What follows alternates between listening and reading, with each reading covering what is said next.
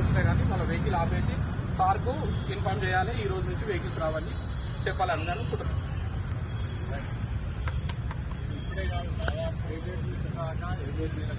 Secretariat లో నడిచే vehicles hire vehicles ఏవైనా అదే డిస్ట్రిక్ట్ వైజ్ అయితే 2 సంవత్సరాలు డిస్పెండింగ్ ఉంది. వచ్చిన వాళ్ళు ఇట్లా రాని వాళ్ళకు అందరికి కలిసి సహకరించాలి, దీన్ని ముందుకు తీసుకెళ్లాలి.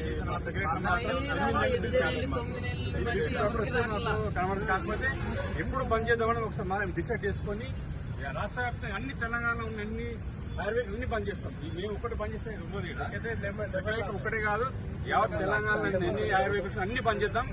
అందరూ డ్రైవర్ మద్దతు దీనికోసం బిల్స్ వచ్చే వరకు మనం పోరాటం గట్టిగా దీన్ని మళ్ళా భారీ ఎత్తున ధర్నా చేద్దాము, ర్యాలీ చేద్దాము.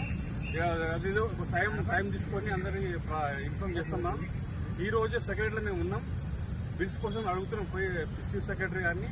అనుమతి ఇవ్వకపోతే మాత్రం రేపు నుండి అన్ని రాష్ట్ర వ్యాప్తంగా అన్ని బండ్లు బంద్ చేద్దాం. ఇది అందరికీ డ్రైవర్ చూసే మాట ఏదంతా.